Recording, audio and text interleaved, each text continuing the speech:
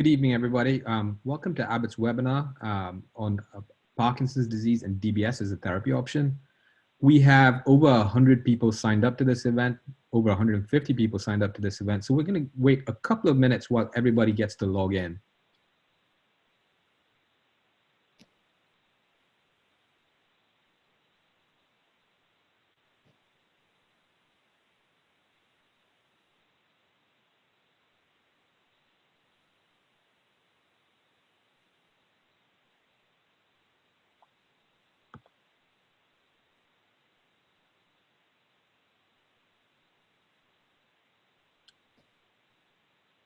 As people log in, welcome again to Abbott's webinar on Parkinson's disease and deep brain stimulation as a therapy option. We have over 100 people pre-registered for this event, so we're waiting for everyone to log on. While everybody logs on, I'll introduce myself. I'm Bennett Sheeran. I'm Abbott's Medical Director for Neurological Therapies. I'm a neurologist by training, and I've been involved in deep brain stimulation for over a decade. And very pleased to welcome you to this webinar. A couple of housekeeping tips. We welcome questions, but with over 100 people calling in, I don't think we'll be able to answer every single one. Please try and direct your questions using the Q&A box at the bottom of the screen. There's a button that says Q&A. If you type your questions into that, we'll try and get through as many questions as possible. But obviously with over 100 people attending, that can be a little bit difficult. We will try and get through as many as we can, though.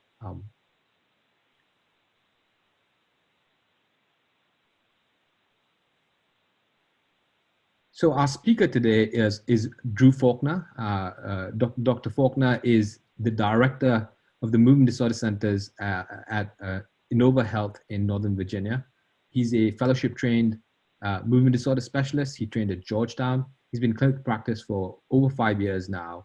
And he's on our physician education program as well. And he's a great speaker, a very engaging speaker, and a very knowledgeable person as well.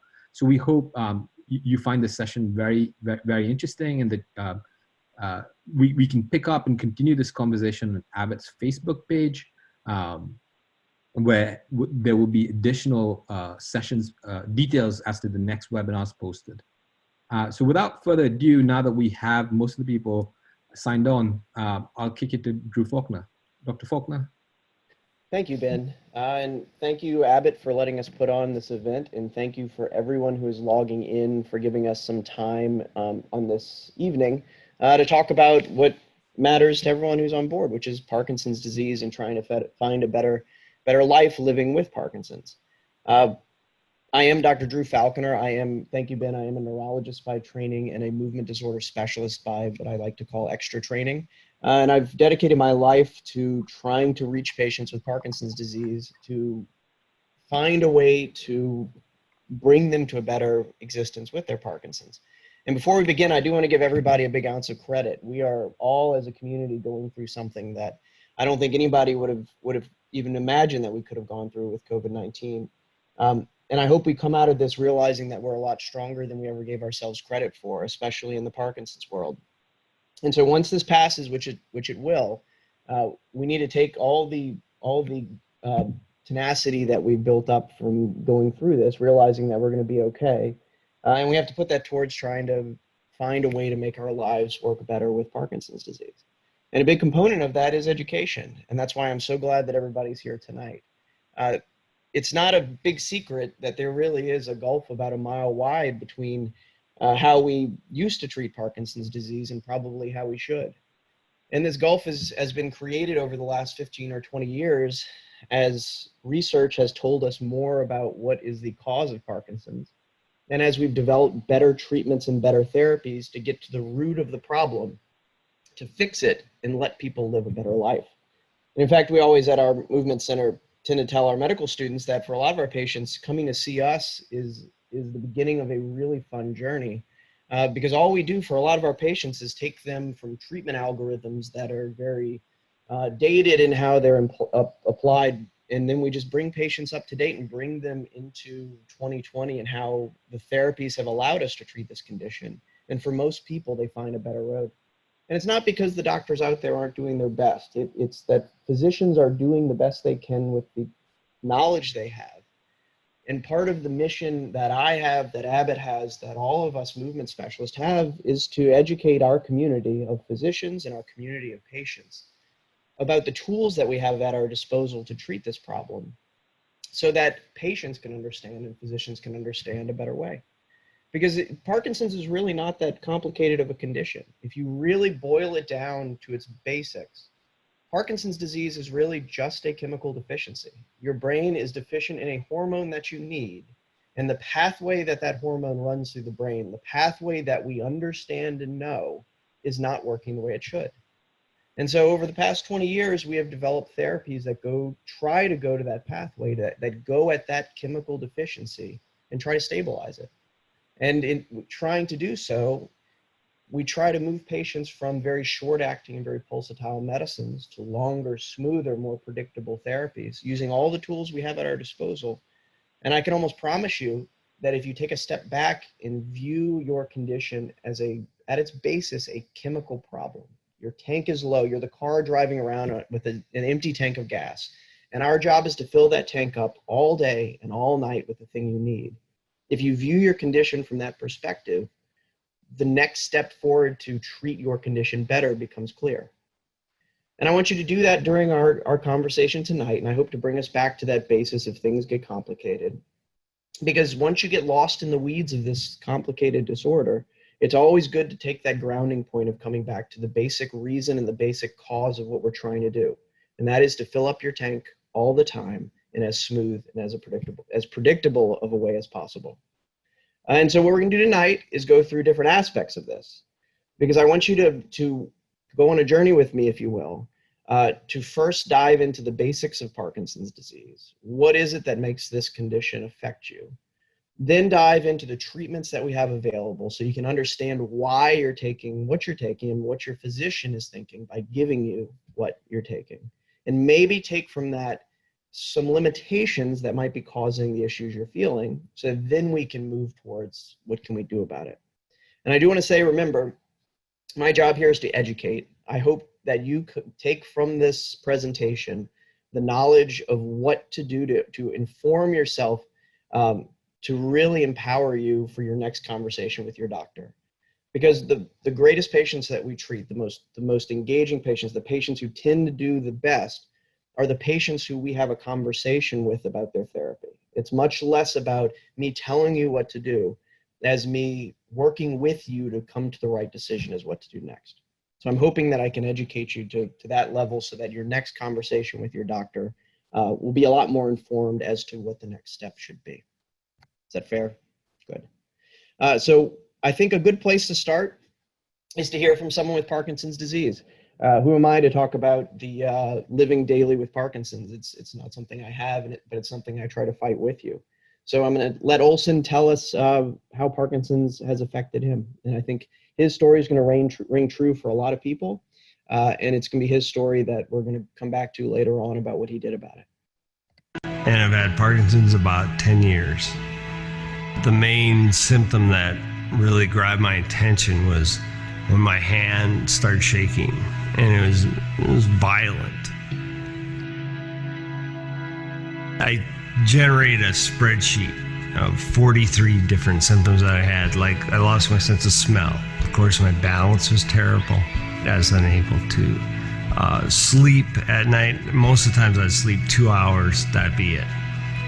And so then I went back to doctors time and time again, and it took them 3 years to fully diagnose me. They said, you have Parkinson's and your whole life's going to change. Really a hard thing to swallow was that, hey, I'm not going back to work anytime soon, maybe never, because I was a full-time engineer, plus I ran a company. I used to work 12 to 14-hour days, 6 days a week. I was not able to sculpt any longer. And so that was a real tough thing for me, because I'd been sculpting for 15 years to get to that point. Like, wow, I really got it. And then it's gone. So Olson's story it will ring true to a lot of people who are on this call. That's Parkinson's disease tends to come out of nowhere for some people. It can come on slowly for some, but the important thing to remember is that there's a common story to how Parkinson's presents in our lives, but every person with Parkinson's tends to have a different journey. And Parkinson's disease is much more prevalent than we all think. Now, I've spoken to many groups, I've spoken to many patients, and I've in many support caregiver support groups and taught students. And what I tend to ask is, think about the people in your lives who have Parkinson's disease.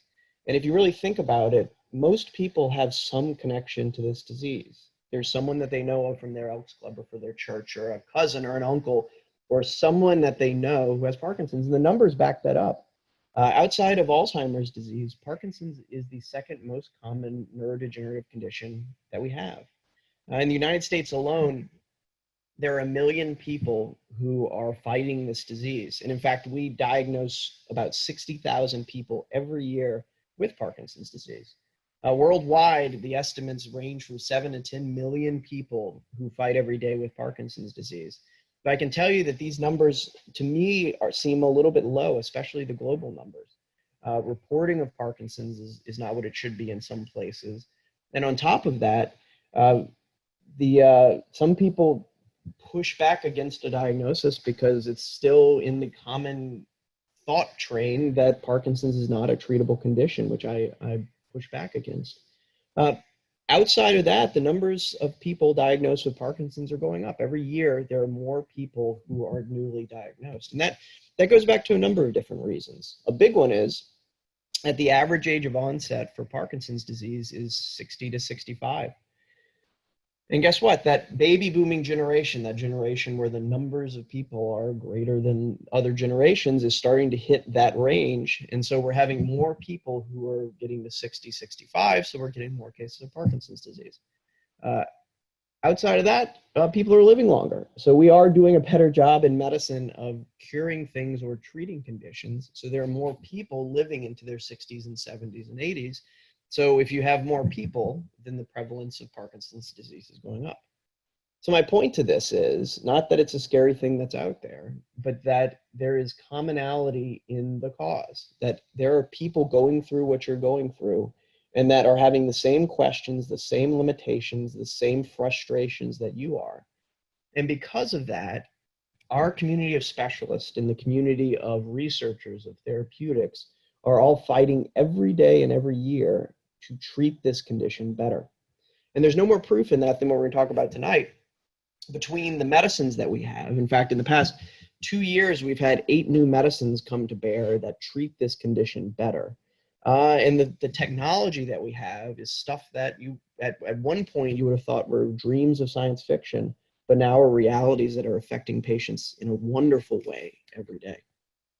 So what causes Parkinson's? Again, it always is a good place to start with why. Why is this happening? And then we build on that, okay, so what do we do about it? So Parkinson's, like I said, is a problem of dopamine. It is a chemical deficiency. The structures of the brain, the pathways of the brain are in general intact. The highways are there. That's why if you get an MRI scan or a CAT scan of the brain, which are structural pictures of the brain, they should be relatively normal in Parkinson's disease because it's not a structural problem. It's not a brain tumor or stroke. It is a chemical deficiency. The very base of the brain holds a structure called the substantia nigra. It is the factory that produces dopamine. And what happens with Parkinson's is that substantia nigra starts to not work as well and starts to go away. And as it goes away, the level of dopamine that it's producing that supplies the whole brain starts to go down. And it's not something that happens overnight. It's not something that happens in a year. It's something that's very gradual. And usually by the time a patient has the motor symptoms that are classic for Parkinson's, whatever they may be, tremor, gait issues, tone, by the time those symptoms present, that production of dopamine is already reduced by 60 to 80%. And so that tells us a couple things. First, it tells us that something has been going on for years before diagnosis that is a manifestation of little drops in dopamine. And it only takes a certain threshold of that level being down before you get the clinical symptoms. But that also tells us that there's there are some things that happened before that if we can find patients earlier in their journey with this, maybe our interventions can be a lot more effective. But this is more than just a dopamine problem. Dopamine is the main hallmark chemical that is reduced in the brain. But it's also an issue with serotonin. People tend to forget that. And serotonin affects mood, it affects anxiety, which tend to go with Parkinson's. It tends to affect norepinephrine, another important neurotransmitter in the brain, which is why some people can have blood pressure issues with Parkinson's and focus issues and fall issues. And it can also affect a hormone called acetylcholine. And acetylcholine, when it's affected, affects balance, it affects gait, and it affects memory. So my point is that this is a chemical issue in the brain that spans multiple neurotransmitters. But guess what? If you take the laundry list of symptoms that go along with Parkinson's, if you take the list of symptoms that affect everything from the tip of your hair to the tip of your toe, the failure point is a chemical being low and the pathway that that chemical is going through being unstable. So guess what? In general, if we fix the chemical problem at the root of the problem, and thus stabilizing the pathway that's off, those laundry list of symptoms that go along with Parkinson's tend to get better. And so how does it manifest? So Parkinson's, if you take 10 people and you ask them, what are their symptoms, you will find a long list that tends to overlap in a lot of ways. So the hallmark symptoms of Parkinson's that tend to lead us to be able to diagnose start with bradykinesia and akinesia. For the Latin nerds in the room, kinesia is Latin for movement. So akinesia means a loss of voluntary movement. This describes in Parkinson's that loss of being able to functionally do the things you want to do, like button a shirt or screw in a screwdriver or walk or run at a good pace. And part of akinesia is also bradykinesia, brady being a slowing of movement. And this is one of the hallmark symptoms because if you take patients with Parkinson's, the vast majority do describe this. Bradykinesia itself is manifested in a lot of ways. And in fact, if you just take it from its very simple definition, if you pick a system of the body and slow it down, that would be, to me, bradykinesia. In short, if you see your movement disorder doc a lot and they ask you to open and close your hand very quickly and that starts to become slow and difficult, that would be a way that we bring out bradykinesia in clinic. But for a patient, that can be anything from it takes me a long time to brush my teeth, it takes me a long time to eat, or it takes me a long time to do anything because everything is just slowed down. And in that same vein, the bradykinesia or the slowing of the dopamine deficiency of Parkinson's can affect any system. So if you pick a system of your body and slow it down, that too is a symptom of Parkinson's. So patients with Parkinson's can feel like their thinking is slowed. They can feel like their speech is slowed and quieted. Patients with Parkinson's can describe a lot of constipation or GI issues, which go down, which just at its very basic level is the gut slowing down and experiencing bradykinesia. And then outside of that, the other classic symptoms are tone or muscle tightness. Muscles can be tighter and crampy and uncomfortable. And for a majority of patients, tremor is a component of Parkinson's. Now, the tremor of Parkinson's is a resting tremor, though it can come out with activity. They call it pill rolling because it gives it presents in a way as if you're rolling a pill in your hand. But there are a good proportion of patients with Parkinson's disease that have all the symptoms except tremor. And usually it's about a third of patients have what we consider tone predominant or non-tremor predominant Parkinson's disease. All the other symptoms that are there are the same response to medicine, just without the tremor. And usually those patients see a neurologist or a specialist like me an extra 3 to 5 years beyond their peers with tremor, because for a lot of physicians and patients, if you don't see tremor, it must not be Parkinson's. In fact, we've mentioned in our center before that if we just went and hung out in the orthopedics clinic, we'd probably increase our patient volume by a third because all of these patients that don't have tremor are hanging out with our orthopedic colleagues thinking something else is wrong. So those are the hallmark symptoms, but what I want you to see is at the bottom of this screen, this graphic is designed to tell us how these symptoms change over time. Because remember, if we take a step back and remember at a very basic level, this is a deficiency of dopamine. Well, like we said before, that level is slowly depleting over time. It's like, again, if you're a car and your gas tank is supposed to be filled with dopamine, It's like that gas tank has a very small hole in it, and the level is slowly reducing over time. And again, over time, I don't mean months or days, I mean years or even decades. And remember, we said that to have the hallmark symptoms of Parkinson's, that deficiency has to be at about 60 or 70%. Well, what happens in those years beforehand when the deficiency is 10%, 20%, or 30%? Well, people get other symptoms. And usually this is how it goes. This is, for instance, a patient that I saw today via Zoom conferencing, because our movement center is now the virtual movement center because we're all home. But there's a patient who the neurologist had sent to our center because they were concerned about Parkinson's. And I started off by introducing ourselves and having a good conversation about life and how they were doing, and making sure that they were doing something every day that made them happy, because that's you got to do that to get through what we're going through. But then I ask them, I say, so sir, do you have any issues with constipation? And the patient says, oh yeah, I've had constipation for 10 years. And the wife laughs and says that they have to call the plumber all the time because the constipation can be so bad. And then I ask him, well, sir, how's your sense of smell? Can you still smell food cooking? Can you still smell coffee brewing? And then he says, oh no, I haven't had a good sense of smell for as long as I can remember, but I used to paint houses, so I always blamed it on that. And I say, well, sir, how are you sleeping at night? Oh, it's, my sleep's a little rough. I wake up a lot, but I have to pee. I've got a prostate issue, he tells me. And then I say, well, do you ever talk in your sleep or act out your dreams or, kick around or do anything? And he says no. But then his spouse, who's sitting next to him, starts laughing and says, you do that all the time, but you're just asleep for it.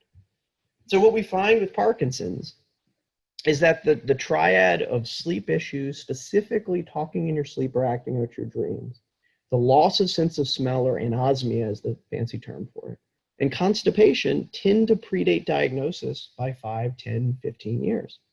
So that's something that as researchers, we are looking at to try to identify people preclinically where hopefully we can stop this condition from even beginning. Now, that being said, if you talk in your sleep, it doesn't mean you're going to get Parkinson's, so don't think that. But in retrospect, most patients with Parkinson's describe these things before diagnosis. And remember, that's over 15 years. So then if you take diagnosis at 65-ish for the average, and you project to the future, that deficiency of dopamine does continue to deplete. And so the classic symptoms present and they change. The rigidity changes, the tremor changes, the slowness changes, the walking changes. And it changes over time because, well, first, the deficiency is reducing. Second, we are getting older. So as those in their 80s know, 65 was different from 75, which was different than 80. And as we all get older, the pathways start to change too, just a normal part of aging. And how your body responds to that lower level of dopamine changes with time. So the important point of this is that, yes, this does change. Yes, it is a neurodegenerative condition, which to me is an overly scary word. But it does so in an incredibly slow and glacier-like pace. We're talking about changes over 10 to 20 years. And so if we have a multitude of therapies, multitude of technologies and tools that we can implement to fix the problem at the root of this, then keeping you well as you age is a product of us working together, you and a movement specialist or a very good neurologist, to adjust your therapies in response to how you're doing. I tell patients all the time, and that's what I hope you get from this, that if there ever is a great time to have Parkinson's, it's now. Because it's when I have a new patient come, I tell them it's not that we're limited by a lack of choices, that we're actually limited because we have so many different choices of how to treat this that we kind of have to pick one to start with. So how do we diagnose Parkinson's? Again, if you think you got it, we got to be able to prove that you do. So classically, dating back as long as there's been carbidopa-levodopa since the 60s, this has been a clinical diagnosis. So you would have these symptoms develop, you'd go see your doctor and be very concerned about it. The doctor would either be an internist who would give you the diagnosis, or they'd refer you to a neurologist. And it's classically been let's take the symptoms we're seeing and make the logical deduction as to the cause. And what we found over the years was that worked for the most part, But we ultimately, as doctors, didn't get it right all the time. So starting about 40 years ago or so, 40, 50 years, the classic way to diagnose someone with Parkinson's, and a lot of people on the call have probably gone through this, is you would go see the neurologist. They would say, I think this is Parkinson's based on these symptoms we're seeing. I want you to take levodopa. I'm going to give you this medicine, carbidopa levodopa, 25-100 usually, chalky little yellow tablet. And I want you to take it and tell me if you get better. And if you think about it, if we go back to that very basic premise of what this is, the logic is sound. If the basis of Parkinson's is a deficiency of dopamine, and you take levodopa, which as we'll go into more soon, is artificial dopamine, then we're taking your gas tank and we're filling it up, and you should feel better. But there's a big study that came out in the mid-2000s that even with that, if you came and saw a specialist like me, I still got it wrong about 18% of the time. And what that does is it goes back to the limitations of having symptoms and making the logical deduction as to the cause. And so what happened? Well, in 2010, made available was a scan called a DAT scan, D-A-T. It's a type of PET scan, and that's the picture that's on the screen right now. And what a DAT scan is it's a PET scan that doesn't take a picture of the structures of the brain like an MRI, but instead it visualizes the dopamine system of the brain. Now, we can't take a picture of dopamine. You can't do a blood test of dopamine. People always ask. You can't do a spinal tap of dopamine. You can technically, but we don't know what to do with the data because our level of dopamine that we produce minute to minute varies based on our activity, varies based on how we're doing, varies based on our minute. So a DAT scan doesn't take a picture of dopamine. It takes a picture of the transporters of dopamine. The idea that if overall the brain is producing what it should, it will have a normal level of the trucks to ferry the dopamine on the highway. But if overall the level of dopamine is reduced, i.e. Parkinson's, your brain's not going to spend the energy putting trucks on the highway to transport dopamine that's not there. So it takes a picture of the dopamine active transporters. That's what DAT stands for. And in this picture you'll see on the left, it's a picture of it takes really a picture of a structure called the putamen, which is the highway that dopamine goes in and out of. And if you don't have Parkinson's, the putamen lights up in this nice, bright, symmetric comma shape. But if you do have Parkinson's, the putamen starts to get darker. It not only gets darker, but it loses that comma shape, and it's very asymmetric. And that's a very good point to add, is that Parkinson's disease at its basis tends to be a lateralizing condition, an asymmetric condition, where one side of the body tends to be more affected than the other. And the DAT scan shows that too. So nowadays, what we'll do is if you come in and we think it's Parkinson's, if it's a slam dunk case where the evidence before us is strong, we might consider a levodopa challenge. If you do great, we would probably get you back and update your meds and keep going down that pathway to get you better. But for me, if there's any doubt at all, if there's any concern that this might not be exactly what we're thinking, we're pretty quick to order a DAT scan these days. In fact, it tends to be very well covered by most insurance providers. So for those out there that have always had that question, and I wonder if I really got this, this is a way that in color you can get that answer. So now I want to spend a few minutes on this slide. And it's a really important one. The reason why it's important is because at a lot of patient events, the most gratifying thing to me and the thing that patients tend to come back afterwards and are most grateful for is when we spend time going through the medicines that they're taking and why. To know how to treat this better, you got to know what you're taking and why.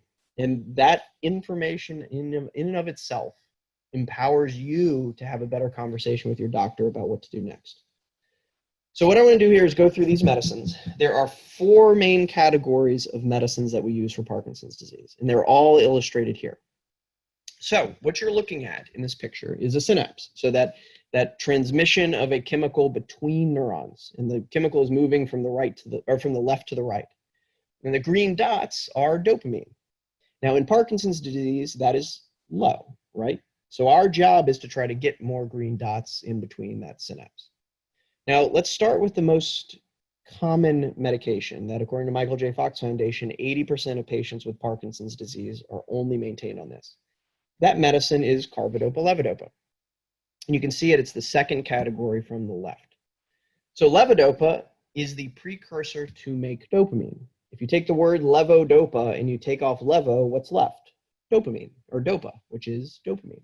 So when you take levodopa, you are fueling your brain's factory back up, and your brain is then activating more dopamine to be present. It is the most direct way to give dopamine back, and it is akin to giving a diabetic insulin.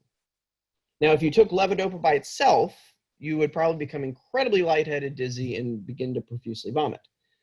So when they invented levodopa, they had to add carbidopa to it. Now, when we all take this medicine Sinemet, which is carbidopa and levodopa, the carbidopa part isn't an active chemical. It's actually there to keep your body from having side effects to levodopa. And by doing that, the levodopa that you're taking goes to your brain. It doesn't affect your GI tract, doesn't affect your systemic circulation, and it just goes to do what it was supposed to do. In fact, the old trade name Sinemet, which we all can still use to talk about carbidopa levodopa, was actually a cute play on words. It was Latin for sin emesis, or don't vomit, because when you take sin emet, or Sinemet, the carbidopa portion keeps you from becoming incredibly nauseated to let the levodopa work. So that's levodopa. The limitations to the classic medicine, which we'll talk as we go, is that it doesn't last very long. That when you take that pill in a normal, healthy person, it tends to last 3 or 4 hours. And so if you have a deficiency in a chemical, treating it with a very short-acting pulsatile agent alone ultimately can catch up with people. We'll go into that more as we go on. So a few more categories. The other main category that we have that we give dopamine type stimulation back are the dopamine agonists, which is the third category from the left. So dopamine agonists work by stimulating the receptors for dopamine. They agonize the receptors. It's like my 2-year-old poking my 5-year-old in the backseat of the car. She's agonizing to him. Well, these dopamine agonists are agonizing the receptors and causing them to have the same response as if they were being affected by dopamine. They're very good medicines. There are a number of them. There are 3 that we tend to use often. The oldest was ropinirole or Requip. The newer one is pramipexole or Mirapex. Remember, with those 2 medicines, there is a once daily version, pramipexole ER and ropinirole XR. Great medicines, because if we need smooth, predictable, and long-acting therapy, once a day really does it. And there's also a newer medicine called Nupro or rotigotine, which is a patch that, as long as you're wearing the patch, you're getting nice dopamine stimulation. Dopamine agonist, as you get a little older, we try to not use them as much. They do have some side effects that we need to keep an eye on. Granted, side effects to any of these medicines tend to be about the same because they're all trying to do the same thing. And dopamine agonists tend to work better in people who are younger. And in my world, younger is under the age of, let's say, 80. Now, if we go to our other 2 categories, these aren't medicines that add dopamine back. They're not trying to fill the bathtub back up. These are what we call augmenting medicines that are designed to make the things we're trying to do work better. And we'll start with the older of the 2, which is on the far left, called COMT, or it's in a medicine called Comtan or entacapone. A lot of people have used this. It was all in vogue in the 90s and 2000s. COMT inhibitors do not do anything in the brain. They work peripherally, so they don't go to the source of the problem. What COMT inhibitors do is they block the breakdown of levodopa in your periphery, making more levodopa available to go to your brain. Entacapone comes in 200 milligram tablets. You usually have to take it with each dose of levodopa. And it tends to give that levodopa a little bit higher of a peak in about 30 minutes or so of more action. COMT inhibitors, for those that have taken it, and people will usually nod in support groups and say, yep, that's the one that makes my urine turn bright orange. And I had a patient call it tang orange, which is an impressive use of a descriptive word. That's COMT inhibitors. The final augmenting medicine, the category of medicines, is to the far right. And these are MAO-B inhibitors. So we have 3 now in that category. So the oldest was selegiline, which is a twice-a-day medicine. The newer one is rasagiline or Azilect, which has been around since 2002. It's once daily, which is nice. Again, long, smooth acting. And if we're stabilizing things, 24 hours a day is the best. And then a newest one called Xadago, which is also once a day. Now, MAO-B inhibitors actually go into the brain. That's what the B is. The B stands for brain. And when MAO-B inhibitors go into the brain, they block the breakdown of dopamine. So if you want to picture the brain as a bathtub, if you fill a bathtub with water and you want to keep the water in the bathtub, what do you have to do? You have to clog up the drain, right? Well, the MAOB inhibitors are clogging the drain of the brain and keeping dopamine in longer. And what's nice about MAOB inhibitors is that they not only boost the levodopa we're giving you with a once daily medicine, but they also boost your natural dopamine. So you can actually get a symptomatic response by just taking an MAOB inhibitor. In fact, patients who are very early in their condition, about a third can get away with just taking an MAOB inhibitor alone once a day and see symptom either significant improvement or resolution.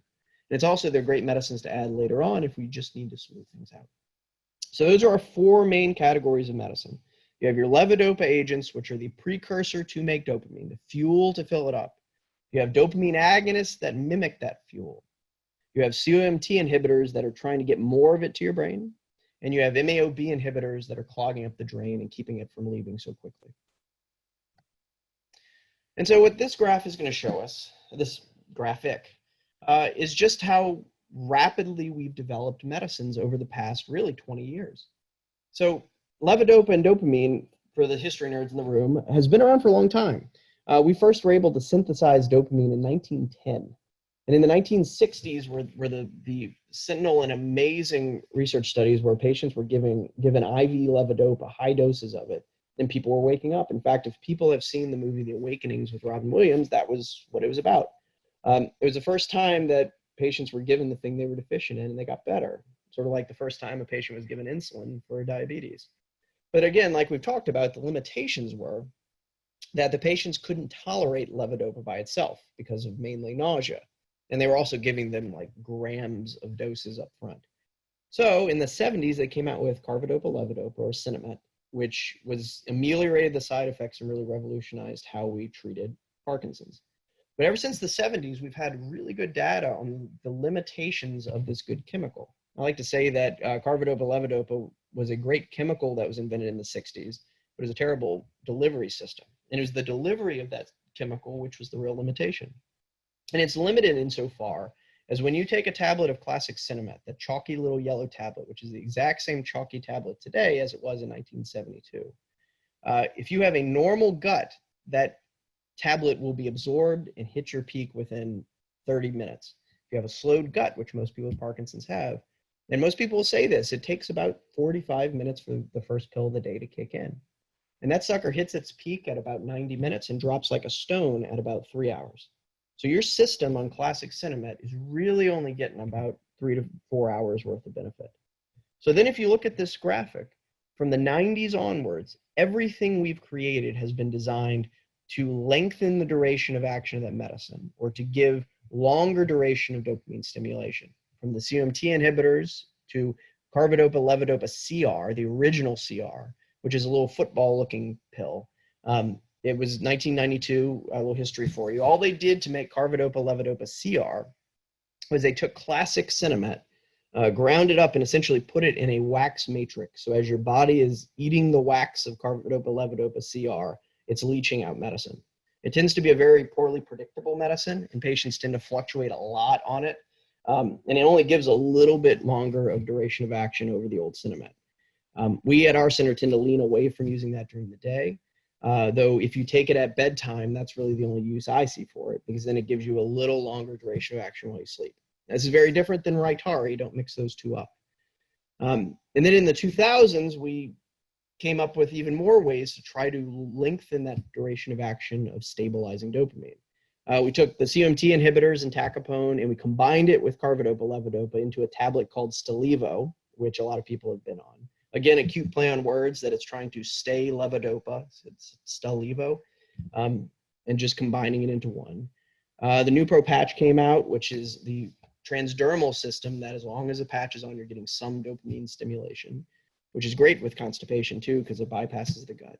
You have the agonist came out, MAOB inhibitors, and the first rescue medicine or as needed medicine, Apokin, the injectable apomorphine, which is really used in an as needed type scenario. And then since 2010, it's been such a wonderful thing to watch all these therapies come out. Like I said earlier, in the past 2 years, we've had 8 new therapies that have come out for Parkinson's disease, each one trying to do what we know works better. This is very different than the world of statins, where every year you get a new statin and guess what it does? It lowers your cholesterol. No, these medicines are designed to fix a problem with an older medicine or approach this in a new way.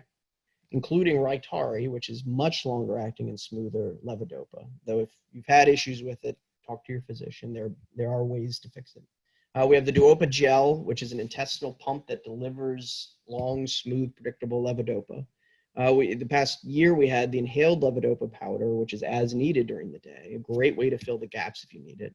And even 2 months ago, we had Norians come out, which is a completely different way to treat Parkinson's. It affects the indirect pathway, not the dopamine pathway, to make Parkinson's better.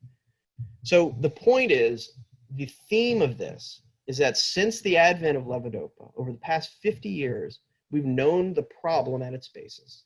We've been trying to figure out ways to stabilize that pathway and fill up the tank in as long, smooth, and predictable of a way as possible. And that takes us to, so what's one of the big limitations? And one of the biggest limitations are what you're living every day. And that is the limits of having to put pills in your mouth. So Parkinson's disease at its basis causes constipation. We have to say often, because the data tells us that it's about 80% of patients with Parkinson's describe constipation. And my argument is, I bet that other 20% is just too shy about it to talk about constipation, because they're all constipated. And what does constipation tell us? It tells us that your GI tract, that the intestines are moving slowly. It's a slow transit type of constipation. Well, remember, the pills have to transit through your gut to work. And if you're backed up and constipated, the pills don't work as well as they should. And on top of that, you actually have to take the medicine. I can tell you that if you were to sit me down with my life and with my kids who are 5 and 2, and I love them, but they're crazy, and you were to tell me I had to take pills every 3 hours or 4 hours, I'd probably be batting about 50% on it. So I always tip it to those patients who have to take frequent medications because I'm impressed. But the point is, you have to remember to take the medicine, and then those pills have to actually go out of your stomach and go through your gut. And when things are slowed down or you're backed up, it doesn't work. In fact, a lot of patients I have will fluctuate a lot from day to day or week to week. And we've nailed it down for a lot of patients that it's actually when they get backed up. And so if I have patients who are doing well, and then a few days later, a week later, they message me and say that their medicine isn't working, I ask them, and they blush a little, when was the last time they had a bowel movement? And for a lot of people, they realize it's been 4 or 5 days, and then all of a sudden they deal with it, and magically their medicines are working better. So the limitations of oral medicines is that we have to take them, they have to move through our gut, and then they have to be absorbed. And then they have to fight their way through our liver and our bloodstream and push their way into our brain to work. In fact, with classic levodopa, Cinemet, in a healthy gut, only about 5% of that medicine makes it to its target. So we're working on a razor's edge here with these medicines, where any sort of stressor or change in diet or exercise or constipation can affect how your medicines work. So let's change gears for a second and talk about on and off time in dyskinesia. So these are words that have really started to grow in our vernacular, grown in our language that we use with patients, and they really came from research. And they came from research because if you take a room full of Parkinson's patients and you ask them what happens when their medicine wears off, you're gonna get 1,000 different answers, right? Well, what we did in the research community is say, okay, so if when your medicine is working is when you're on, then those times when the medicine isn't working or not doing what it should do is being off. And that allows us to group everybody's separate complaints and life experiences with these medicines into 2 categories that we can try to treat. I.e., in the research world, if we can fix off time and make you on time all the time, we fix the problem, right? And so because we created this language in research, now it's starting to find its way into our conversations every day and our patients. And it's a good thing because it gives us the bear in the room that we can focus on to try to beat. So my advice to you is when you go to your doc, talk about what off time is to you and how to fix it. Now, dyskinesia, which is on the right, is different. Dyskinesia is, for those that are still in taking Latin, kinesia is movement, dys is abnormal. Well, dyskinesia is almost the opposite of off time. It's not that things are slowed down or tight or bradykinetic. It's too much movement. As we'll see, these are videos. I'll show you in 1 second. Dyskinesia is the opposite of Parkinson's disease. It's someone who has uncontrollable, too big of movements. And in fact, dyskinesia is not a symptom of Parkinson's disease itself. Dyskinesia is a sensitivity to or a heightened response to medication. It's where the medicines are almost shooting past that level of good, and instead of causing slowness when things are low, it's causing too much movement. So for on time, here's this gentleman who has Parkinson's, and you can notice he has a little bit of tremor on the left, but he's talking about how he actually feels better. He's able to run up and down the hallway, has no tremor, look, he's smiling and happy. His tone is good, his movement is good, his medicine is working. He would say that that's when he's good. And here's him with off time. His gait is a lot slower, the shorter stepped, they're more of a shuffling component. You can see he has much less expression in his face. He has a lot more tremor that's come out. That would be to him when his medicine is not working. And then on the right is him when he's dyskinetic. You notice he can't control his movement. And interestingly, there's a fair number of patients with dyskinesia who don't know that they're dyskinetic. And it's because what happens when you're dyskinetic is that the medicine, the dopamine stimulation, is almost overflowing. Again, go back to that basic analogy of this is a condition where the tank is too low. Well, dyskinesia would be when you're filling gas into your car and it's kind of spraying back out at you. It's when you're overfilling the tank. But for a lot of patients, you need a little bit of dyskinesia to make them feel better, because dopamine at its basis is a feel-good, happy hormone. And so sometimes it takes filling up or overfilling the tank to make people feel better. So our goal is to have people in that on phase without dyskinesia. Is that fair? And so that takes us to motor fluctuations, which a lot of people experience, a lot of people know about, but a lot of people, when we talk about this, it tends to bring home what the problem is. So we're gonna go through two graphs talking about early Parkinson's and then later on. I wanna orient you to it. So what these graphs are showing us is what we call the therapeutic window. That's what TW is. And again, it's this idea that I go back to your tank being low of dopamine and we have to fill it up. Well, technically, if your tank is low, there's a certain point where it's full. If you're an 18-gallon tank, it's 18 gallons, right? And that's the lowest of the tan bars. Once we hit the bottom of the TW window, we would consider it where your tank is full with dopamine and your symptoms get better. Now, if there's such thing as full, there's such thing as too full. And at the top of that range, the top of that white bar is supposed to represent too full. It's representing when we're shooting past what full is, and then we can expect symptoms of too much, like dyskinesia, like a little bit of hyper anything. We call it hypomania, where patients will talk a mile a minute and they'll talk a minute and they think everything's fantastic and they're dyskinetic and they're moving all over the place. They don't sleep. It's almost like they're drugged with too much caffeine. But that's a symptom of too much.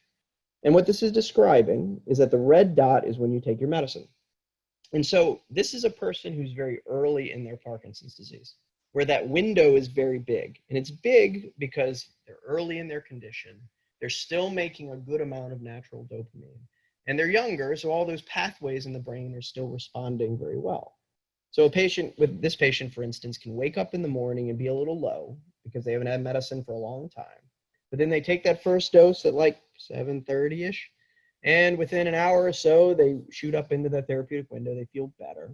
And they don't really feel the on or off of their medicine. They just kind of go through their day. In fact, I have a lot of patients early who I'll ask them if they fluctuate and say no. And I say, well, do you have anything that tells you when your next dose is due? And they say, no, I just take it because you tell me to.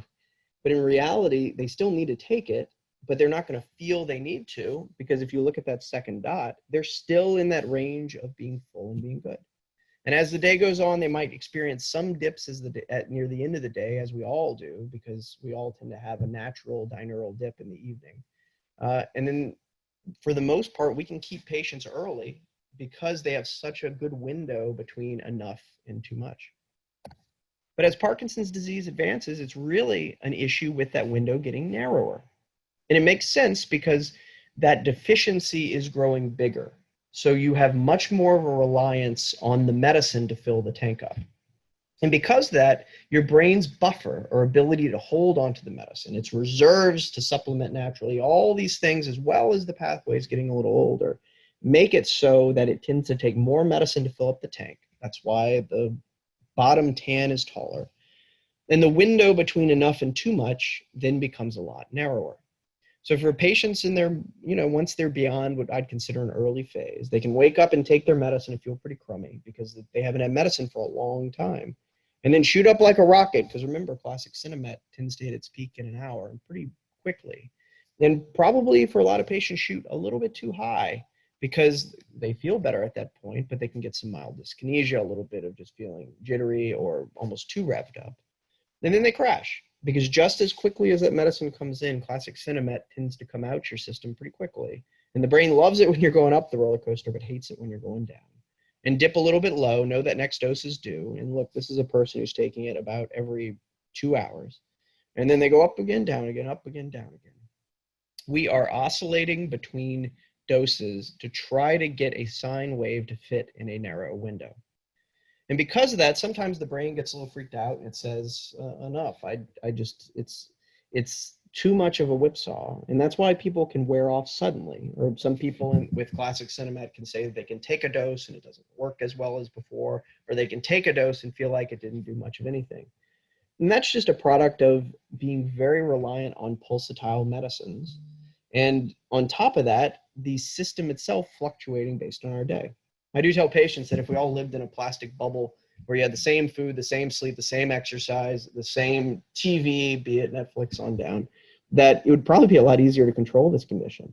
But with the older agents, we have to take into account how your day is, how the stress level that's involved, how the food you eat, the exercise, the sleep, all of these different variables affect how much dopamine you need. And we're limited because the oral medicines we have, especially the older ones, have all the limitations that we've talked about.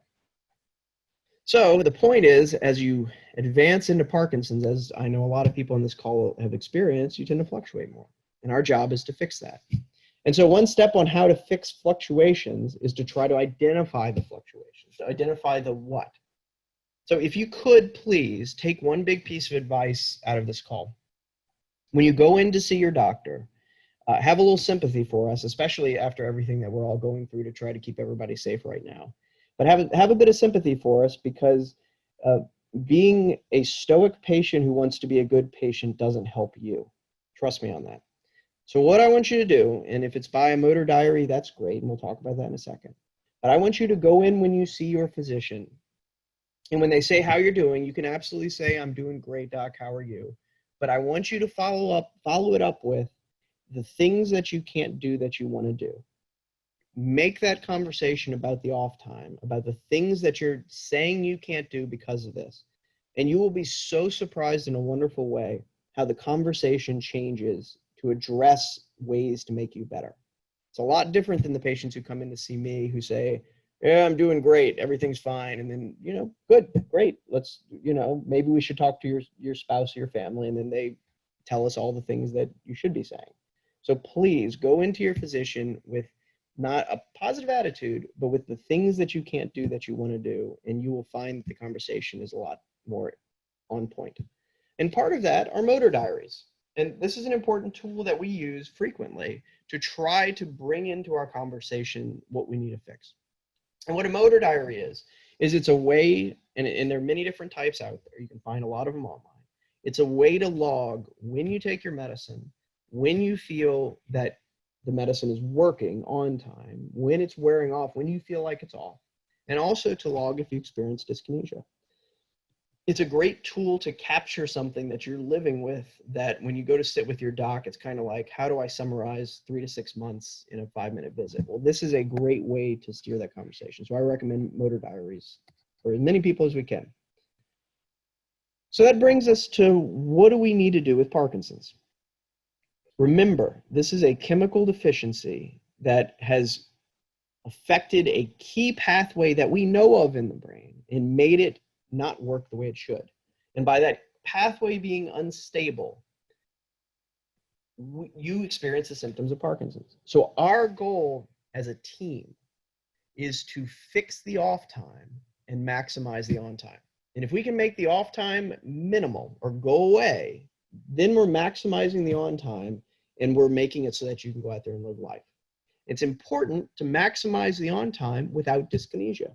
Because I will tell a lot of patients, especially when we're talking about DBS, that I can make you better. You would just have to take carbidopa-levodopa very frequently, and you'd be so dyskinetic all the time, it would not serve you well in the end.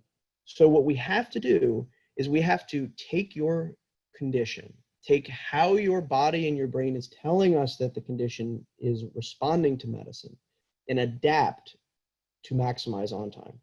Because over time, like the bullets say, your dopamine deficiency does change, it does grow. And the further you get in this, as you all know who are on this call, it's not as easy later on to treat as it is early. And the reason why is because of the limitation of the medications we have and how they fluctuate in our system. And as you get further and further in this condition, patients tend to experience less and less on time, which is the thing we're trying to fix, and dyskinesia starts to come in the picture. So how do we fix it? Well, we do it through two things, two big categories. The first is we have to use better medicine. So it's important to understand how your medicines work, but it's also equally important to understand the limitations of the medicines you're taking. And outside of that, I challenge you to educate yourself on the new medicines of the last 20 years. There are great presentations out there. There are great teaching tools. There's great information. The therapies of the last 2 years have been, really 5 years, have been created with the idea to fix a problem with an older medicine. But remember, the therapies we have, the oral medications, are just one set of tools. They're tools that are limited because they're medicines that have to go through your system, that have to push through your gut, push through your bloodstream to get into your brain. Outside of medicine, we also have the wonderful technology of deep brain stimulation, or DBS. Now, when I talk about DBS, which is what we're going to talk about a little bit now, I tend to present it to patients as a tool. It is wonderful. It's a life-changing technology. It's one of those technologies in the history of medicine that was created that made such a meaningful inflection in people's lives that it goes down in one of the greatest inventions of all of medicine. And I say that fully realizing the grandiosity of that statement, but it's true. DBS is a tool, and it's a tool that goes to the source of the problem, that goes to that pathway that is affected with that dopamine deficiency of Parkinson's. And it lets me and you deliver therapy directly at the source. And so what DBS offers, to summarize it, there you go, the end of the presentation all at once. But what DBS offers is another tool that we use to fix that dopamine deficiency. And it's a tool that's adjustable and programmable and goes right to the source. And the reason why it's such a great tool is because it gives us something else that we can use to do what we've been trying to do with these medicines, but can't because of the limitations of their delivery systems. And so what happens? Well, DBS offers more hours of quality on time, better control of motor symptoms during off time, and a much less reduced reliance on medication. We see benefit not only with DBS because it goes to the source of the problem and lets us turn it off, but we see benefits because we also can reduce your oral medication significantly. The average that we can reduce medicines with a well-tuned DBS is between 50 and 70%. In our center, we tend to be able to reduce about 60% of your medicine. So all of a sudden, we're leaning on a therapy that's on 24 hours a day, that's smooth and predictable. And we're pulling back the medicines to let the DBS drive your treatment and then just augment with the medications. And people always wonder why they do so well. So that was the intro for DBS. I feel like I just gave you the whole story all up front, but I think it's worth diving into a little bit more. So DBS, remember, is going, or deep brain stimulation is going to the pathway that is affected in this condition and letting us affect and deliver therapy right at the source. And because of that, it's instantaneous.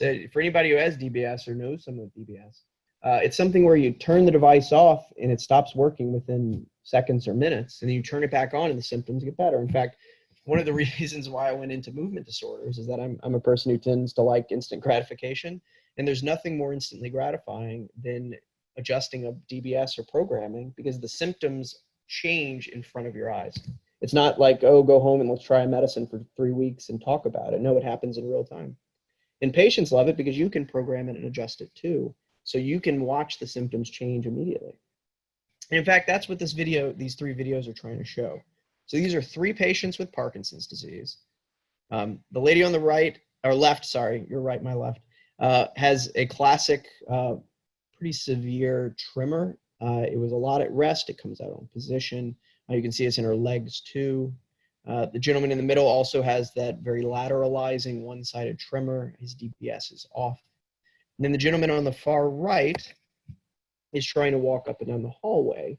And you can see that his steps are very short. They're very shuffling in a way. He has no arm swing. He's holding his left arm flexed. He's very stooped. It takes him multiple steps to turn, and he has a little bit of freezing right there when he tries to initiate gait. So these are all patients who have DBS who have it all. And because DBS works very similar to medication, think about it. Think about deep brain stimulation, sort of like electronic Cinemet, that it is the medicine that we're giving directly at the source electrically. That when it's off, the symptoms come out just like you haven't taken medication. Now, in these same 3 patients, if we view them when the DBS is turned on, well, the lady on the left, you can see her tremor has stopped. And that is one of the most rewarding, and some would call a religious experience with this therapy, is that the symptoms are ameliorated or almost completely gone. In some patients, they stop. And that is such a wonderful thing to see. And what you can see in the gentleman in the middle is that he just turned his device on and watch his tremor. See how quickly it goes away? It was a matter of seconds before it calms down. Well, that's the instant response of this therapy, is that it's like taking oral medication, except instead of 45 minutes to an hour for it to kick in, it kicks in for most people right away. And because it's on 24 hours a day, it is the definition of smooth, predictable therapy. And then if you view the gentleman on the right, well, now all of a sudden his gait is much, much better. His stride is nearly normal. His arm swing has returned. He's not shuffling. Look at that, a 1-point turn, no stutter stepping, and he's smiling. Again, for him, this was probably what happened for all these patients when the medicine was kicking in, except with all the limitations of oral medicine. And we like to, for expectations, as we'll go into in a minute, talk about the DBS response as very similar to your best medication response. So DBS has been around for a long time. It's if you go to people who have never heard of it, it tends to come across as this sci-fi type dream that we can put a stimulator in the brain that will fix the problems of Parkinson's.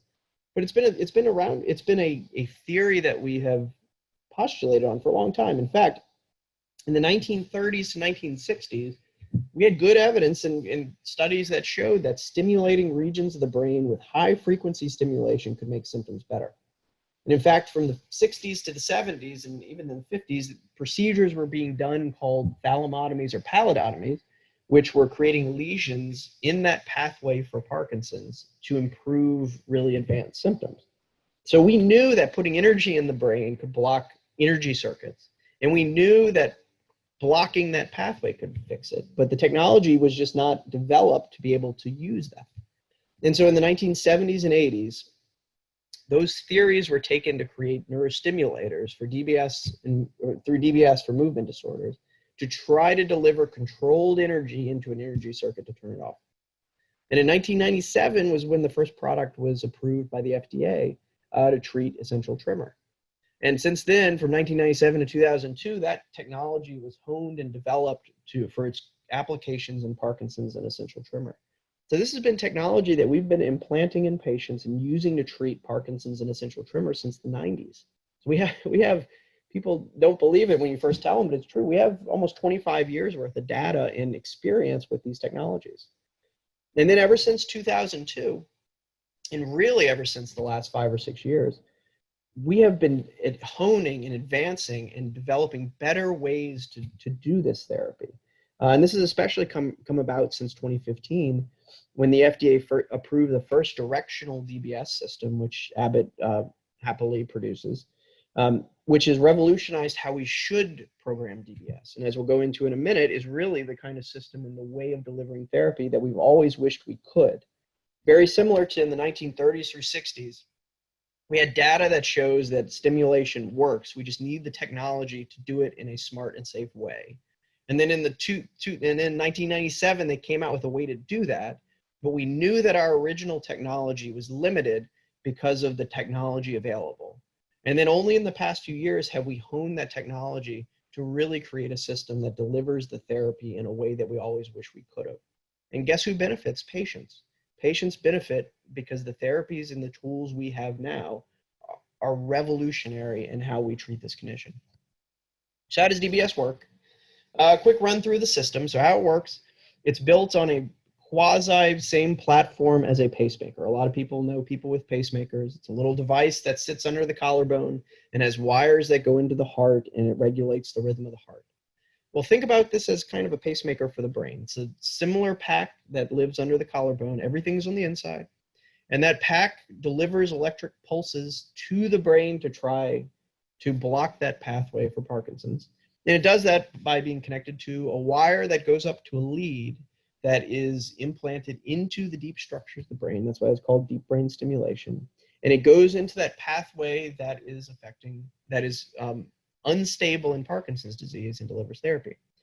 And that the controls, the therapy, the settings, the montage, all the information lives on that device that lives under the collarbone. And everything's on the inside. And so what does DBS do? Well, like we've talked about, think about DBS as electronic cinema. It is going to the pathway that the medicine's trying to get to and turning it off. It's taking an electrical pathway in the brain, because our brain is an electrical organ, and it's creating an electrical block to stabilize that pathway. In fact, I tend to teach it to patients that you really have to think about DBS sort of like those big, bulky noise-canceling headphones. And how noise-canceling headphones work is they have a little microphone on the outside that listens to the sound coming in and actually broadcasts to your ear the opposite sound wave, thus canceling the sound. And the result is you hear nothing.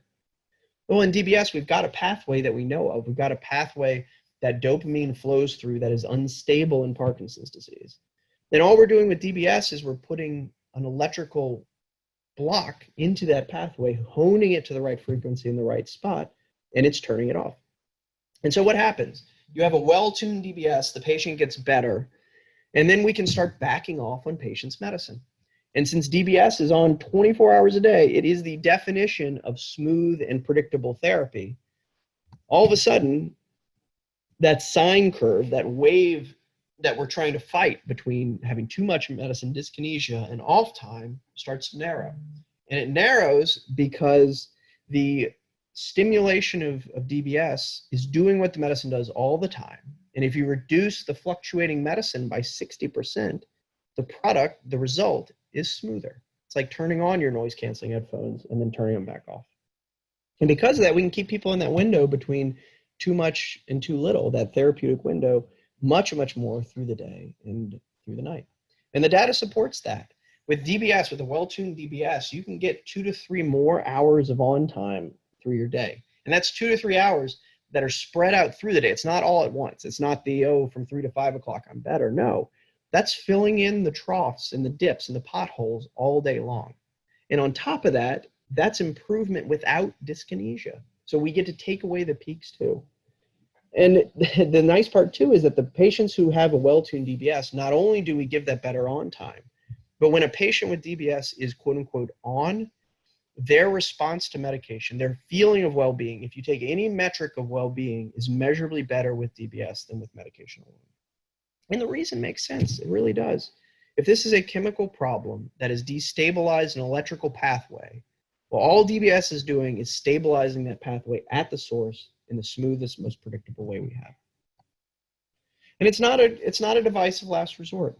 So if you look at the requirements as set before the FDA as to who is a good candidate for DBS, a couple things stand out. First off, one of the qualifications to be a candidate for DBS is having Parkinson's disease with symptoms for at least 5 years. 5 years, that's it. If you think about it, most people with Parkinson's can say that their time since they've started to feel symptoms was probably about 4 to 5 years. To also be a good candidate, you have to be a good candidate for surgery, because it is a surgery. It is a brain surgery. And if you're not a good surgical candidate, that's a conversation to have. And one of the big no's of DBS or deep brain stimulation is that we really don't want to put a DBS in someone who has significant cognitive impairment. Now, this is not someone who has some mild cognitive issues, someone who has what we call age-related cognitive change or little lapses in memory. No, this is somebody with significant cognitive issues, because when you irritate or manipulate the brain by putting a lead in it, having significant cognitive issues runs the risk of making it worse.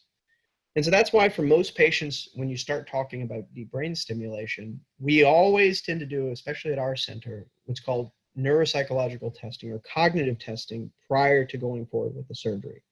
And if the cognitive testing says you're doing fine, you have the normal cognitive issues of a 70-year-old with some mild things here or there, then we're good for surgery. But remember, and don't be alarmed if your doctor starts to talk to you about cognitive issues if the conversation about DBS comes up.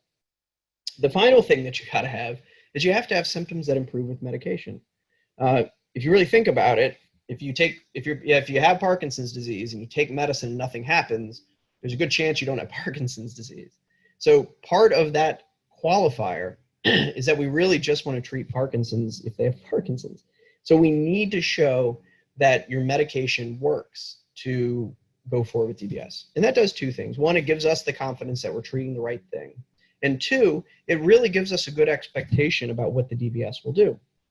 Because DBS will work, and the expectation standard that we use is that for most patients, the benefit you see from your best medication response should be emulated by the DBS, except all the time. And so having to respond to medicine is an important part of being a candidate, and it's also a great way to set expectations for what will get better. And so the ideal DBS treatment window, the picture on the bottom, is actually when people are kind of moderate to advanced in their symptoms. We find that DBS tends to be a therapy that's delayed. If you look at the data, the average time from diagnosis of implant for DBS is 12 to 13 years.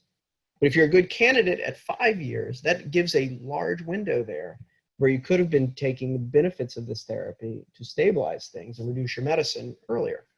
So I tend to talk about DBS being a good conversation point for DBS is when you start to feel the medicines fluctuate. You start to feel like they're not as easy and working as well as they used to. And how I like to couch it is that when you start to feel like you're kind of fighting against your medicine a little bit, that's a great time to start to talk about a better tool to stabilize things. So what's the effect of DBS on movement disorders? Well, just to summarize things, you have to think about DBS again as an electrical version of dopamine. It is doing what the medicine is trying to do, except directly at the source in that pathway that dopamine is supposed to be running through. And it reduces the involuntary movements and it stabilizes that circuit of the brain. In fact, if you look at how that pathway is affected by good medication absorption, by good medicine response, it tends to respond electrically the same way as if we put a good DBS in it. And so you have to think about it as an electrical version of your medicine because that tells you what you could possibly achieve with good DBS. And the nice part about DBS too is that it's adjustable, it's programmable. It is a medicine, a therapy that is electric in origin. So as we change the stimulation, as we change the pattern of how it's doing it, as we go up or down on the power, that translates to a change in your symptoms. And every time you change it to your brain, it's like something new. So because of this, we as specialists tend to view DBS as an evergreen therapy. And it's always there working because we can adjust it and program it. And in fact, what's nice about it is that you as the patient can program it and adjust it too. So if you have an especially bad day, you have a tool at your disposal that you can use to right the ship. Instead of having to crack a Cinemet in half and chew it and hope that it works, you just adjust your DBS around and get the same response. The other nice thing about DBS is it can technically be stopped. I mean, it's electric. So the moment you turn it off, the symptoms do return. In fact, I have a patient I saw last week who called it the greatest party trick in the world. But the nice part about it is because it's programmable and adjustable, you have an infinitesimal amount of ways to adapt your body over time to the therapy. And once it's in, all of a sudden part of your treatment algorithm is adjusting the DBS alongside the medicine, but letting the DBS really be the driver of therapy. That's why people can't help but get better with a well-tuned DBS. And in fact, we were talking in our center that we can't think of a single patient through our center who didn't get DBS done, who didn't wish they'd done it earlier. So what does deep brain stimulation treat? So if you want to boil down the expectation for what it will do, the easiest step is to say, okay, when I am at my best on levodopa, not dyskinesia-wise, but the positives, that is what the DBS should emulate. And the most common ones are tremor. In fact, if you talk to most people, they'll tell you, oh, DBS just works for tremor. But that's not true. Please don't fall into that trap. DBS will work for whatever symptoms the levodopa is helping.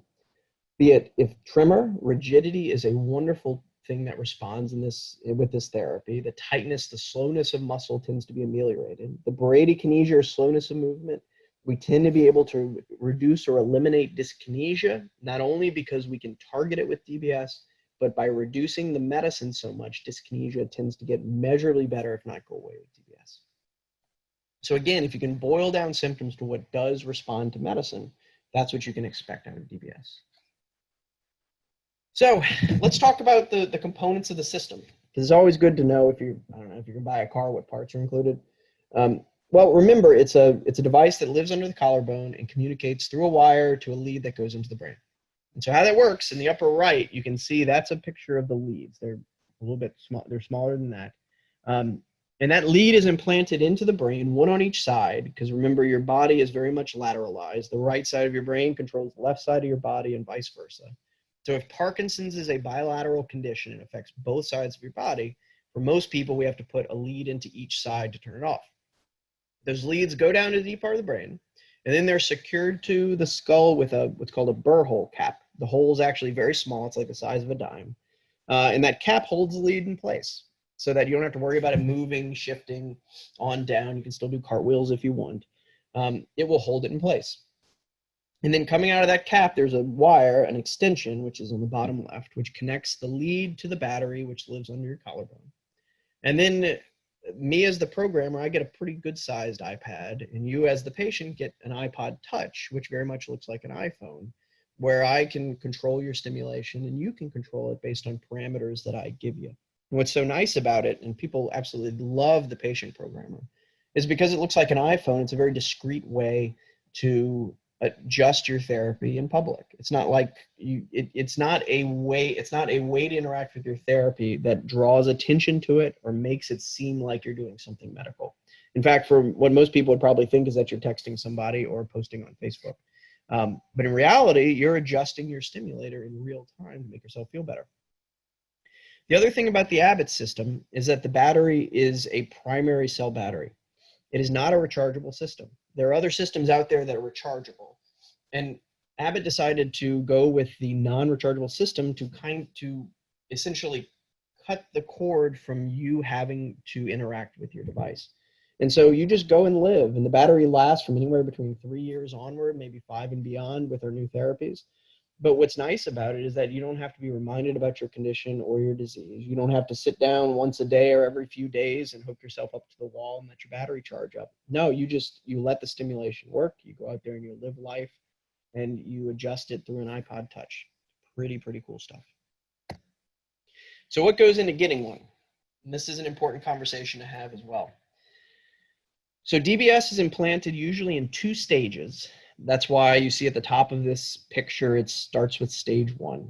So where things start is with a lot of planning, a whole lot of planning. A lot of pictures are taken, a lot of maps of the brain are used.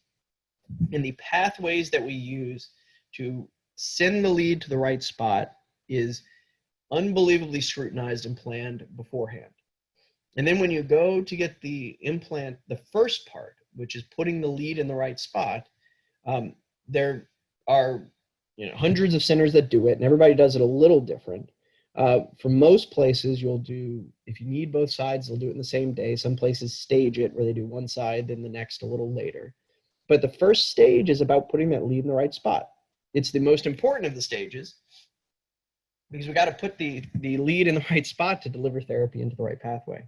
And how we do that is by using the mapping software, by using our planning ahead of time to put into a very technical frame to put that lead right in the right spot.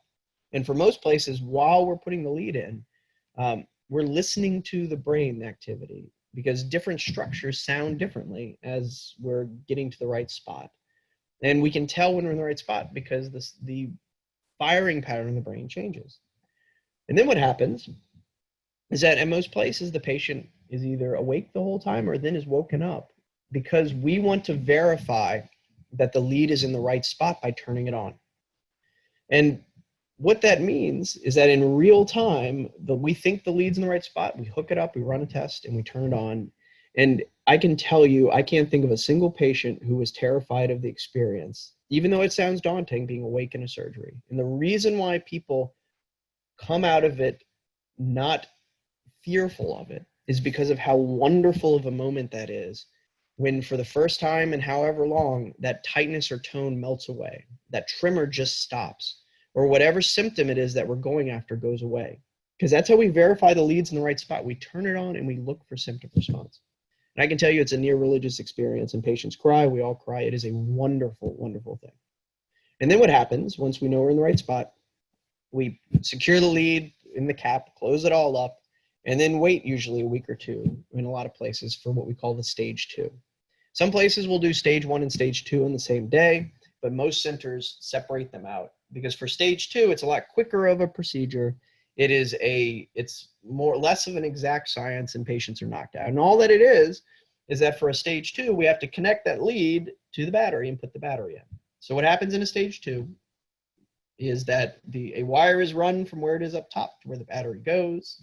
We connect the stimulator to the generator to the wire. We run a systems check, and then they implant it, close everything up, and you're done. And normally for most people with stage 1, for our center at least, you spend 1 night in the hospital, and we haven't had a patient who didn't go home the next day. And then for stage 2, it's a same-day surgery at most places, and you go home after. Then you go home and heal. The healing process tends to be pretty easy for most patients. There's some bruising, a little bit of pain, but I've had a lot of patients who have come out of this very surprised as to how easy the recovery was. And then you'll see us in the neurology world usually about 3 to 5 weeks after the procedure. So why do we wait? That's always a great question because you'll go through this procedure and people want it to be turned on. They want to do it right away. But in reality, when we're putting the lead in the brain, we have to give the brain time to heal. On a microscopic level, when we put the lead in the right spot, the brain has a little bit of swelling around it, a little bit of healing that has to occur. So if we turn it on right after the procedure, it will be a very false response and we won't get the good long-term data and therapy that we need unless we wait 3 to 5 weeks. In fact, our center, we usually wait 4 weeks after the procedure to make sure everything is healed up before we turn the sucker on. And at that initial visit, for most places, you'll go to that visit without being on your medication. And the reason why you go to that visit off of medication is that we want to see what your symptoms look like at their worst so that we can see the best that the DBS can do by itself. And at that visit, we will go through those leads, the contacts that are in the brain, and turn on each one separately, slowly turn up the power until we see benefit, make a note of that, and then we'll go higher and higher until we get a side effect and make a note of that. Remember, even if you get a side effect or a benefit, you turn off the device and it goes away.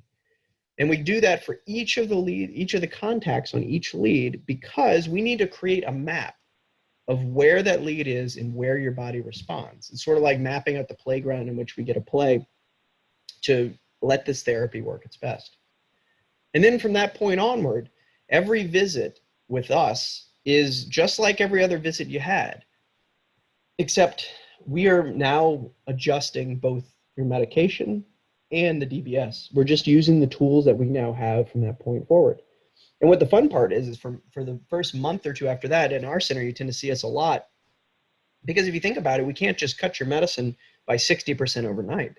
So what we do for the visits after our first visit is we're balancing out, reducing your oral medication, which is like every time's a victory for our patients, and adjusting the stimulator to compensate for it. And it usually takes a good month or two to really find that balance between how low can we go on the medicine and lean on the DBS to get better. And then from that point onward, every visit's talking about how your therapy's doing. Let's talk about your off time. Let me tell you all about my kids and the craziness they're up to. And while we're doing all that, adjusting the programmer to try to fill those off times that you have. So let's talk about what makes DBS therapy from Abbott different. Remember in that timeline that we were talking about, there was that inflection point of 2015 when directional DBS became available.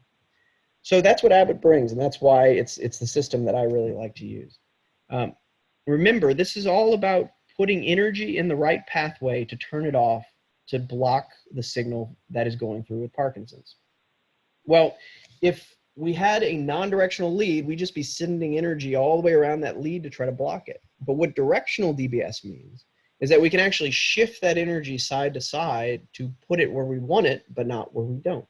And that's what this graphic's going to show us. And I'm going to let it blow up and run. Is that if you look, the kind of turquoise target is what we're trying to put therapy into. And what the directional lead lets us do is move that therapy asymmetric to the lead to put it into the pathway where we want it to go and not where we don't. With a classic DBS, you'd have to put it all the way around the lead and you'd be sending a lot of energy away from where you wanted it to be because that's how the lead was built. But the directional DBS lets us just put it where we want it. And in fact, this is, for the past 15 years, this is the technology that us movement disorder specialist nerds have really been talking about, that this is how we should be doing this.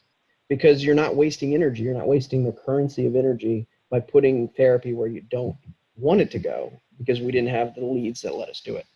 So that's, to us, the exciting part about directional DBS. And so that's all well and good in theory, right? It just kind of makes sense. But Abbott wanted to back that up with actual data. And so Abbott sponsored the PROGRESS study, which was the largest directional DBS study to date.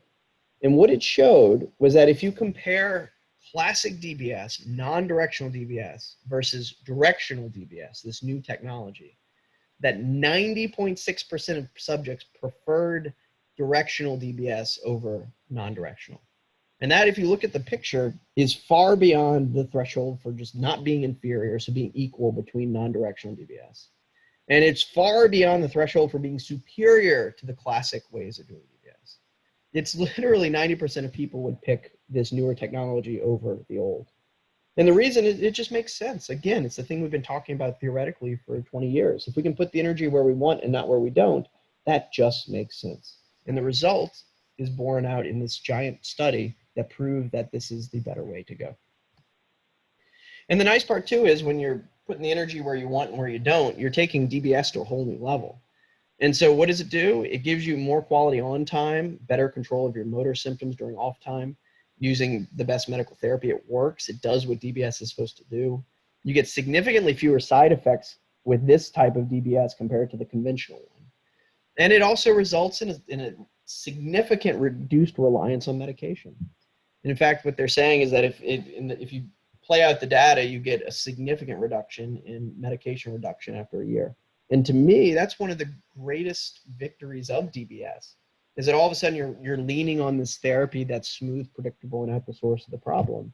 And you're backing off on the pulsatile, fluctuating, costly medicines that you're having to remember to put in your mouth. And so what does the Abbott system give us? It gives us an opportunity to reclaim your everyday. It really, again, like we said earlier, it's a non-rechargeable system, so it's low maintenance, it's recharge free. You don't have to sit down and plug yourself in the wall to be reminded of your disease. You just go out there and live life. It's wireless, it's Bluetooth, secure Bluetooth controlled, so there's no dongles or things that have to sit over your device to communicate with it. It's just your iPod Touch that you pull out and you can adjust your therapy. And because it's an Apple product, it's an iPhone and iPad, it's all really easy to use. If there's a button and you think it's going to do something, it does it because that's what Apple does. And because of that, it's really easy to update these devices. As new software is approved, as new therapies are approved, as new bells and whistles are approved, it's as easy as just updating it, just like updating an app on your iPhone. And what's nice about that is that us as specialists can recommend better ways to do this. Abbott creates them, and poof, without even doing anything, it appears. And the other thing too is, remember, it's MRI conditional. So like the other systems out there, you can, in the right circumstance, still get an MRI. And remember too, it is standard of care for Parkinson's disease. The FDA, the strictest law of the land, the hardest rock to move, has said that having symptoms for 5 years is their threshold. So once you meet that criteria of symptoms for 5 years, feeling the medicine work and some fluctuations, because guess what? If you don't have fluctuations, you shouldn't get DBS. But if you have fluctuations, this will fix it for most people. And if you have those things, it is very, very well covered by most, if not all, insurance companies. In fact, you can usually call up your insurance provider and they'll tell you what your out-of-pocket's going to be because it's based on whatever your surgical copay is. And for most DBS clinics, you can just ask the clinic and they'll run it and tell you. But I can tell you it's an incredibly cost-effective therapy. And if you compare, and they've done this in studies, if you compare patients' medication expenditure over time, pharmacies' medication or insurance coverage medication expenditure over time, and you compare that with the cost of DBS, patients tend to save an incredible amount of money because, again, they're taking less medicine. So don't let it be a cost issue. Investigate that with your provider and with your insurance provider. So it does bear mentioning that there are some symptoms that tend to be less responsive to DBS. Now, the caveat of this is, if you have a symptom that gets better with medicine, it will most likely get better with DBS. That being said, it's usually very rare that medicine affects these things. So patients with speech dysfunction, it can get somewhat better, but for most it doesn't. If you have swallowing issues, DBS usually doesn't help that. Micrographia, instability of standing or falling, and usually freezing of gait classically is a symptom that does not respond to DBS. Remember, the caveat of that is, like the guy in the video earlier, is that if your gait issues respond well to medicine, they should respond to DBS as well. So again, if you're trying to debate between what's going to respond and not, a great way to set expectation is to try to measure what the best response to your medicine is, and those symptoms that respond should respond to DBS. Now, in being fair and balanced, it's always important to talk about risk, and that's the unfortunate side effect slide. So remember, there's no cure for these things. Just like most conditions, outside of infectious disease, we tend to not cure things, we treat them. And Parkinson's is now more than ever an incredibly treatable condition with the tools we have. Now, first-line therapy is medication. Surgery is not first-line therapy. This needs to be part of your treatment plan. It needs to be at that time when you need to add another tool to affect the problem to fix it. And as with any surgery or therapy, there are risks. There is a risk of worsening depression with DBS. There have been some reports of suicidal ideation. So it's important, if you have depression, to let your psychiatrist and your physician know about it. It's not a contraindication, but it's just something to be aware of.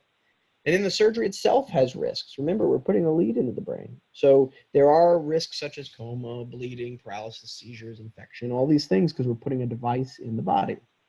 Now, granted, if you look at the grand scope of neurosurgical procedures, our neurosurgeon likes to mention that DBS is the most benign of the group, but is still brain surgery. So it is a good idea to talk to the neurosurgeon and have a great conversation about risk and benefit. And the DBS itself, stimulation can, remember, it's energy in a circuit. If we put it in a circuit we don't want, you can get side effects. It can cause some speech issues, some walking issues, tingling issues, these sort of things, that if it's stimulation based, we usually can program around it and make them better. So let's hear what Olson says. This is our gentleman from earlier who told us how much Parkinson's was limiting his life. Let's hear what he says now. And I wished I had done it earlier. I really do. I could sculpt again. I could do my digital painting, all kinds of writing. I couldn't do any of those things before. I still have Parkinson's, but nobody knows it. That in itself is a huge thing, to be able to interact as a normal person. Just be normal. That's all I want. That's not a lot to ask. The game changer really was being able to get back to sculpting and to have that fine motor control that I never had in the past. For 10 years now, I've been waiting for it. And I used to say to myself, if I could just have one day, just give me one day. And now I've got every day.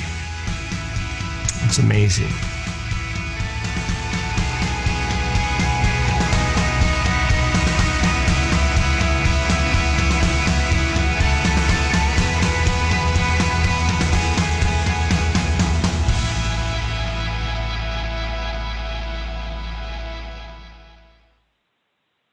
So it is a rare thing when we have a patient who has DBS who afterwards doesn't say what Olson did, which was, I wish I had done this sooner. And that's all a product of education, of awareness, of our failings as a medical community to teach you about this therapy, which is why I'm so glad you're on this webinar tonight. DBS changes lives. It is a magical, revolutionary therapy. And it works. It works because if we go back to that basis, it takes the disorder that we know, the pathway that's dysfunctional, and gives us a tool to go into that pathway and turn it off. And in the process of doing so, back off on the medicines that are the root cause of the fluctuations. So how do you proceed? What's next? And that's the part that I hope you got from this talk. I hope you understood why Parkinson's happens, the pathways that are affected. I hope you took from this a good understanding of the medicines you're taking and how they work, and also the limitations of the medicines you're taking, and also why DBS is used, where do we use it, and the effects that you can expect. And I hope you also took from this the fact that we really need to be having conversations about DBS sooner. That moment that you're starting to feel like you're fighting against your medicine, that the medicine is not doing what it used to do, that you're fluctuating at all, that's a limit of the medicine. So in instituting and using another tool like DBS that goes to the source of the problem and lets us affect change is a powerful, powerful addition to the arsenal that we use to get you better. So how do you proceed? Well, you got to read about it. You got to get more information. There is an Abbott informational card that you can fill out where you can be kept up to date on everything that's going on in the world of directional DBS. There's great brochures and videos of patients. You can go to abbottdbs.com and see all kinds of wonderful things. And the other big thing, please, I implore you, make sure that a movement disorder specialist is part of your team. Make sure that the docs you're seeing that say they're movement disorder specialists actually are. A great way to do that is to go to finddbsclinic.com to find a movement disorder specialist near you. And I can promise you this, your neurologist or primary care doctor, whoever is managing your Parkinson's right now, will in no way have their feelings hurt or their feathers ruffled by going to see a specialist. But remember, in our world of neurology, us movement specialists, we don't compete with local neurologists. We see those patients to help them. And in fact, we're part of the team. The team includes me, the general neurologist, and the patient. And in fact, our local neurologists know that when they send a patient to me, I'm not going to keep the patient, or I'll do what I can. But my role is really to help as a specialist, to advise on trying to get you better. In fact, the neurologists love us because this is a complicated disorder with so many different therapies that it's very hard for a general neurologist to know it all, because they're also having to be an expert on headache, migraine, back pain, on down. So as a specialist, as a movement specialist, this is all I do. So it's incredibly important that part of your treatment team involves a movement disorder specialist. And here's some of the references from the talk. And that's how I want to end it. And I want to send everybody out with a nice vote of hope. I know we're all going through something right now. It is a scary, scary place and a scary time. But just remember that just because you're at home doesn't mean you can't do the things that have kept you moving, that have kept you happy before this whole coronavirus thing. So if it was exercise, you have to move at home. If it was communicating with your friends, keep talking to them. We got to find in this time the things around us that bring us joy, because that's the thing that's going to get us through this, because this will end. We're going to be okay. And we just need to come out of this being stronger in ourselves and realizing that if we beat this, we can beat Parkinson's too. And so I thank you for your time. I hope you got something nice out of this conversation, and I appreciate you all for listening. Drew, we have so many questions. Great lecture, so many questions. Like every good lecture, if you learn something, you have more questions, and there are so many great questions. We thought we could stop to take. I know we've run over, but so many people are still on this call. We thought we could stop to take a few questions. We won't run through all of them. I've tried to take some of the simpler ones that don't require a clinical opinion earlier. Questions about the science and things like that, and about the technology itself. But I think there are some really great questions that we think we should try and answer. I think it applies to a lot of people. Here's the first one, and I'll paraphrase this. This is from Mr. Johnston, and he's talking about tremor and whether any of the new drug therapies can help tremor if his tremor is not improved by levodopa, carbidopa. And what would you do for someone not Mr. Johnson, but someone for whom drugs aren't improving the tremor? Right. It's a very good question. And just remember with the questions, I always like to preface it by saying I'm here to advise, not to treat. It's a very important thing. But tremor can be caused by a lot of things. And in fact, in Parkinson's disease, there's a certain percentage of patients who have tremors that we call medication refractory, that tend to not respond as well to classic levodopa. If I were to see a patient with a tremor that they took levodopa and it was still going, yes, I would try other medications. Remember, we're trying to stabilize a pathway that the product is tremor.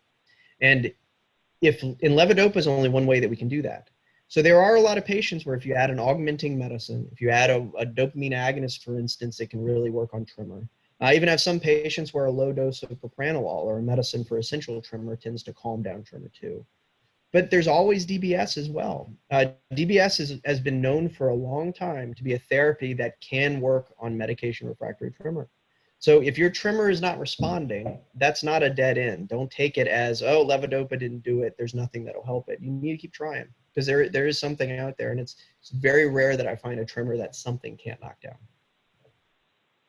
Great. So that's a great answer. I think there's one or two more. So there's several people who've asked something that's similar. So I'll synthesize that into one question, which is, how does DBS do in the long term, right? You've talked about the ability to reduce drugs. How does that work out in the long term? How do the effects of DBS work out in the long term? How do physicians manage any side effects from the DBS? Sure. They're all great questions. And what you have to remember, this is a tool. It's a tool that we're employing to affect Parkinson's and help. As with all tools, and including medicine, they change as the disease progresses, and they change mainly in large part because patients are getting older. Remember, the pathways of the brain are different at age 70 than they are at 75, than they are at 80, than they are at 85. Then if we're trying to block a pathway, that pathway itself changes as we age. So what I can tell you is that DBS works, and it tends to work throughout the course of a patient's disorder. So I always tend to push back against those patients who say, oh, it gave me 5 years and it stopped working. Or even those patients who say it gave me 10 years and it stopped working. Well, first off, it never stops working. Even those end-stage patients who are very advanced, you turn off their DBS and things get worse. But in those patients that feel like the results are waning as they get older, it's probably a result of just getting older. And what I tend to tell them back is, okay, so you got the DBS at 72, and from 72 until 82, you did great. Well, guess what?